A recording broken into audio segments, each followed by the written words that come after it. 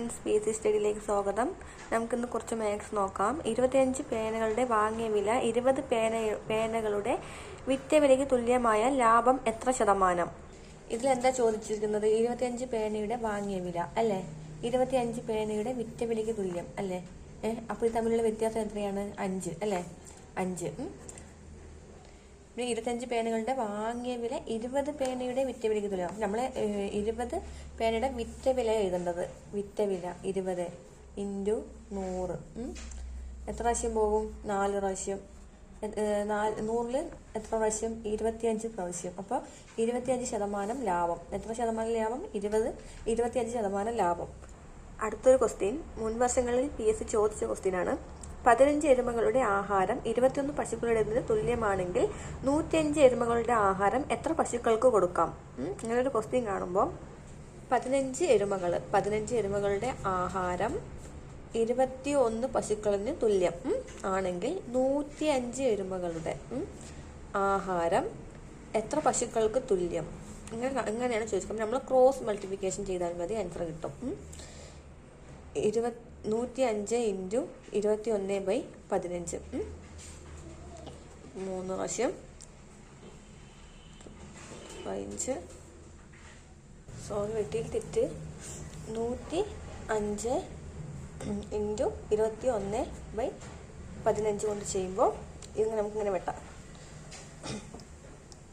7 3 21 5 5 21 × 7 147 പശുക്കൾക്ക് കൊടുക്കാം. 105 എരുമകളുടെ ആഹാരം 147 പശുക്കൾക്ക് കൊടുക്കാം.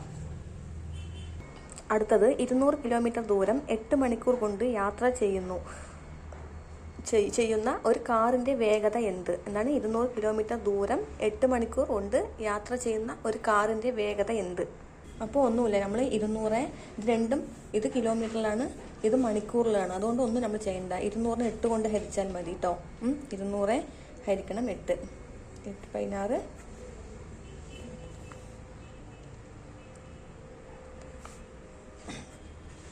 8 16 25 കിലോമീറ്ററാണ് കാറിൻ്റെ വേഗത. കാറിൻ്റെ വേഗത എത്രയാണ്? 25 കിലോമീറ്റർ. അടുത്തൊരു മാക്സ്. മണിക്കൂറിൽ 36 കിലോമീറ്റർ വേഗതയിൽ സഞ്ചരിക്കുന്ന 450 മീറ്റർ നീളമുള്ള ഒരു തീവണ്ടി ഒരു ഇലക്ട്രിക് പോസ്റ്റ് കടന്നു പോകാൻ എത്ര സെക്കൻഡ് സമയമെടുക്കും? ഇത് മുൻ വർഷങ്ങളിൽ ചോദിച്ചൊരു ക്വസ്റ്റ്യനാണ്. ക്വസ്റ്റ്യൻ വായിക്കുമ്പോൾ മനസ്സിലാക്കണം, ഇത് മണിക്കൂറിലുമാണ് ചോദിച്ചിരിക്കുന്നത്, സെക്കൻഡിലുമാണ് അല്ലേ. ഇത് മീറ്ററാണ് സംഭവം. മണിക്കൂറിലാണ് 36 കിലോമീറ്റർ, 450 മീറ്ററിലാണ്. നമുക്ക് സെക്കൻഡിലാണ് ക്വസ്റ്റ്യൻ ചോദിച്ചിരിക്കുന്നത്. അപ്പോൾ നമ്മൾ ഈ 36-നെ ചെറുതാക്കണം, കിലോമീറ്ററിന് മീറ്ററിലേക്ക് ആക്കണം. 18 കൊണ്ട് ചെയ്യുക 2 പ്രാവശ്യം, 10 ആയില്ലേ. പിന്നെ ഈ 450 മീറ്റർ ബൈ ഈ 10 എടുത്ത് ചെയ്താൽ 45 സെക്കൻഡ്. നമ്മുടെ ആൻസർ 45 സെക്കൻഡ്.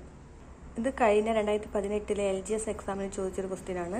ഡിയുടെ മുത്തച്ഛൻ്റെ പ്രായം ഡിയുടെ പ്രായത്തിൻ്റെ വർഗ്ഗമാണ്. 6 വർഷം കഴിയുമ്പോൾ മുത്തച്ഛൻ്റെ പ്രായം ഡിയുടെ പ്രായത്തിൻ്റെ 5 മടങ്ങാകും എങ്കിൽ ഡിയുടെ പ്രായം എത്ര? അപ്പം ക്വസ്റ്റ്യൻ ഒന്നേ വായിക്കുക. ഡിയുടെ, ഇപ്പം നമുക്ക് ഡി എഴുതുക. മുത്തച്ഛൻ പറയുമ്പം ഗ്രാൻഡ് ഫാദർ അല്ലേ. ശരി, മുത്തച്ഛൻ എഴുതാം. എന്നിട്ടല്ല ചോദിക്കുന്നത്, മുത്തച്ഛൻ്റെ പ്രായം ഡിയുടെ പ്രായത്തിൻ്റെ വർഗ്ഗമാണ്. അപ്പോൾ ഡിക്ക് 1 ആകുമ്പം ഇതിൻ്റെ വർഗ്ഗമായിരിക്കും മുത്തച്ഛന് 2. നമ്മൾ അനുപാതത്തിലാണ് എഴുതേണ്ടത് കേട്ടോ. റേസ്റ്റുയുടെ അനുപാതത്തിലെടുക്കണം. പിന്നെ എന്താ ചോദിക്കുന്നത്?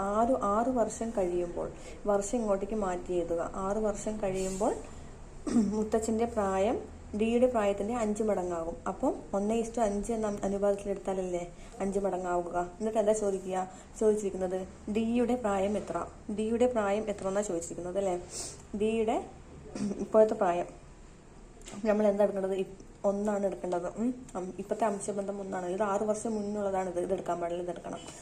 1 × പിന്നെ ഇത് തമ്മിലുള്ള വ്യത്യാസം എത്രയാണ്? 5ഉം 1ഉം തമ്മിലുള്ള വ്യത്യാസം 4. അതേ ഇൻറ്റു ഈ വർഷം എടുക്കുക 6. അതേ ബൈ ഇതും തമ്മിലുള്ള വ്യത്യാസം ഓറഞ്ച് 5 ക്രോസ് ആയിട്ട് ചെയ്യുമ്പം ഓറഞ്ച് 5 മൈനസ് ഓറഞ്ച് 2 വ്യത്യാസം എത്രയാണ്? 3 അല്ലേ, 3. അപ്പോൾ വിട്ടുക